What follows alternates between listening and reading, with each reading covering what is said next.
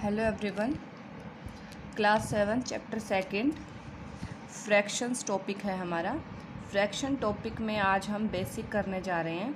ठीक है, तो चैप्टर को कंप्लीट करने से पहले एक्सरसाइज ना करके पहले आप बेसिक कीजिए। अगर आप बेसिक अच्छे से समझ जाते हो तो एक्सरसाइज बहुत आसान हो जाती है आपके लिए। ठीक है, तो बेसिक समझिए पहले। फर्स्ट ऑफ ऑल, जैसे नाम ही है, आप देखिए फ्रैक्शंस।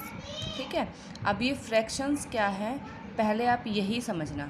ठीक है, अब फ्रैक्शंस क्या बन जाएगा, यहाँ से देखिए फ्रैक्शन क्या है आपका। फ्रैक्शन और rational number, fraction and rational number दोनों सेम सी चीज़ें हैं। ठीक है, यहाँ पे कन्फ्यूज़न रहती है हमें कि फ्रैक्शन क्या है और रैशनल नंबर क्या है। तो देखिए, जो आपका रैशनल नंबर होता है और जो फ्रैक्शन होती है, ठीक है। अब जो रैशनल नंबर है उसको भी हम p/q की फॉर्म में लिखते हैं और फ्रैक्शन होती है उसे भी हम p/q की फॉर्म में लिखते हैं। ठीक है, अब जो रैशनल, देखो डिफ्रेंशिएशन करके, अगर डिफरेंस करके हम इन चीज़ों को पढ़ेंगे तो आसानी से समझ आएंगी, आसानी से याद रहेंगी। ठीक है, तो देखिए जो रैशनल नंबर है, 2 मिनट इसको हटा दीजिए। रैशनल नंबर है p/q की फॉर्म में लिखा जाता है, फ्रैक्शन है p/q की फॉर्म में लिखा जाता है। ठीक है, जो आपका रैशनल नंबर होता है वहाँ p एंड q आपके इंटीजर होते हैं। क्या होते हैं? इंटीजर्स। ठीक है, जहाँ फ्रैक्शन होता है वहाँ आपके जो p एंड q हैं होल नंबर होते हैं। ठीक है, अंडरस्टैंड। अब यहाँ से जो इंटीजर आया, होल नंबर आया, सिर्फ यही डिफरेंस होता है आपका फ्रैक्शन और रैशनल नंबर में। वो कैसे? देखिए, अब यहाँ हम लिखते हैं Q=0। ठीक है, यहाँ भी हम लिखते हैं Q=0। ठीक है, अब देखो होल नंबर में तो ज़ीरो भी आती है, लेकिन हम बोल रहे हैं कि ये कंडीशन है हमारे कि Q=0 होगा। हाँ, यहाँ पे P 0 हो सकता है। ठीक है, इंटीज़र हमें पता है, इंटीज़र 0 इंटीज़र में भी आता है, तो आपका यहाँ भी आ सकता है, लेकिन Q के प्लेस पे नहीं आ सकता। ठीक है, तो ये आपका रैशनल नंबर और फ्रैक्शन के बीच का डिफरेंस था। अब देखिए इंटीज़र और होल नंबर, कुछ बच्चे सोचेंगे इसमें क्या डिफरेंस आया, तो इसमें डिफरेंस ये आया बच्चे कि इंटीज़र जो है आपका, इंटीज़र तो आपका माइनस और मतलब पॉजिटिव और नेगेटिव दोनों चीज़ें देता है आपको। ठीक है, मीन्स अगर ये आपकी नंबर लाइन है तो आपका इंटीज़र तो कहता है 0 भी, मीन्स 0 और whole number, sorry natural number, जो आपके 0 से लेकर के और इन्फिनिटी तक होल नंबर चलते हैं, और ऑल नेचुरल नंबर। ठीक है, अब इस साइड अगर हम जाएंगे तो हमारे पास all negative of natural number आ जाएंगे। ठीक है, तो इंटीजर के अंदर तो आपके पास क्या होता है, all negative of natural numbers, natural number, whole number, complete आपको इंटीजर बताते हैं। ठीक है, ये सारी चीज़ें आपके पास क्या है, इंटीजर। अब फ्रैक्शन ये नहीं बोलती, फ्रैक्शन कहती है कि नंबर लाइन पे जैसे हमने लिखा 0 से इन्फिनिटी। ठीक है, ये सारे क्या हैं आपके होल नंबर। अब ये कहती है फ्रैक्शन कि सिर्फ मैं यहाँ से 0 से इन्फिनिटी तक की वैल्यूज़ आपको दे सकती हूँ, नेगेटिव नहीं दूंगी। ठीक है, अंडरस्टैंड। मीन्स नेगेटिव वाली चीज़ें फ्रैक्शन के अंदर नहीं आएंगी। अगर मैं कोई एग्जांपल लेके चलूँ, जैसे मैंने लिखा 2/3।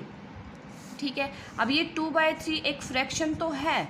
ठीक है, अब ये एक रैशनल नंबर भी है। ठीक है, अब मैंने लिखा -2/3। अब ये क्या है, अब ये सिर्फ रैशनल नंबर है, फ्रैक्शन नहीं है। ठीक है, इसको हम फ्रैक्शन नहीं बोलेंगे क्योंकि यहाँ हम सिर्फ p और q को क्या ले रहे थे, होल नंबर ले रहे थे। यहाँ इंटीजर ले रहे हैं और इंटीजर वैल्यू हमारे माइनस में भी आती हैं। अंडरस्टैंड, फ्रैक्शन और रैशनल नंबर में डिफरेंस समझ आ गया। अब देखिए यहाँ से आपको फ्रैक्शन और रैशनल नंबर का पता चल जाता है। ठीक है, ये आपके पास रैशनल नंबर नेगेटिव में भी आता है और फ्रैक्शन आपकी सिर्फ पॉजिटिव वैल्यूज़ देगा। ठीक है, अब टाइप्स ऑफ फ्रैक्शन, ये तो था कि फ्रैक्शन होता क्या है। हाँ, हम ये बोल सकते हैं all fractions are rational number but all rational number are not fraction. ठीक है, सारे रैशनल नंबर फ्रैक्शन नहीं हो सकते, बट सारे फ्रैक्शन रैशनल नंबर ज़रूर हो सकते हैं। ठीक है, अब देखिए types of fraction. Types of fraction में हमारा फर्स्ट है प्रॉपर फ्रैक्शन। प्रॉपर फ्रैक्शन क्या होता है, जहाँ आपको देखो फ्रैक्शन न्यूमरेटर डिनोमिनेटर लिखा जाता है, जो हमने p/q लिखा था वो न्यूमरेटर और डिनोमिनेटर ही था, ठीक है। अब न्यूमरेटर डिनोमिनेटर हमने लिख दिया। अब प्रॉपर फ्रैक्शन क्या कहती है कि जो न्यूमरेटर है वो स्मॉल होगा, किससे, डिनोमिनेटर से, मीन्स डिनोमिनेटर क्या होगा, लार्ज, ये बड़ा होगा, ठीक है। कैसे, फॉर एग्जाम्पल 1/3, 2/3, 5/6, ठीक है। मीन्स क्या है, जिसमें न्यूमिनेटर डिनोमिनेटर से छोटा हो वो आपकी प्रॉपर फ्रैक्शन होती है। अंडरस्टैंड। अब जैसे 1/3 लिखा, 2/3 लिखा, यहाँ न्यूमिनेटर क्या है, छोटा है और डिनोमिनेटर क्या है, बड़ा है, ये आपकी होती है प्रॉपर फ्रैक्शन। नेक्स्ट है आपके पास इम्प्रॉपर फ्रैक्शन।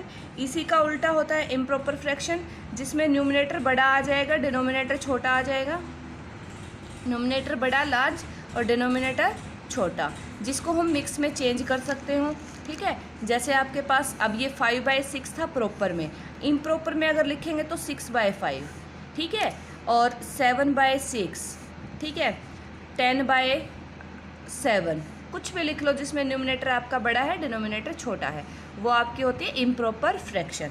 अब देखिए आगे लाइक फ्रैक्शन। अब ये लाइक फ्रैक्शन क्या है, लाइक फ्रैक्शन होता है जिसमें आपका डिनोमिनेटर सभी में सेम हो। जैसे मैंने लिखा 2/3, 5/3, 6/3, 7/3, ठीक है। अब यहाँ सब में क्या है, डिनोमिनेटर सेम है, ठीक है। अब यहाँ ये सब क्या है, हमें न्यूमिनेटर से कोई मतलब नहीं है, न्यूमिनेटर में चाहे कुछ भी दिया हो आपको, हमें क्या देखना है कि डिनोमिनेटर क्या होना चाहिए, सेम, ठीक है। अब मैं यहाँ लिखती 5/7, ठीक है। तो अब इसमें से अगर आपको लाइक फ्रैक्शन पूछा जाता तो आप क्या जवाब देते, ये आपकी लाइक फ्रैक्शन है, ये लाइक नहीं है, ठीक है, तो ये इनसे अलग है, ठीक है, ये आपकी होगी लाइक फ्रैक्शन। अब अनलाइक फ्रैक्शन, यहीं से मैंने आपको समझा दिया है अनलाइक फ्रैक्शन, यहाँ से भी आपको समझ आ गया होगा। अनलाइक फ्रैक्शन क्या होता है, जैसे मैंने लिखा 1/3, 2/7, 5/6, यहाँ न्यूमिनेटर डिनोमिनेटर के बड़ा छोटे होने से हमें कोई मतलब नहीं है, हमें देखना है डिनोमिनेटर सेम ना हो, डिनोमिनेटर कहीं भी सेम नहीं है, मीन्स ये क्या है, अनलाइक फ्रैक्शंस हैं।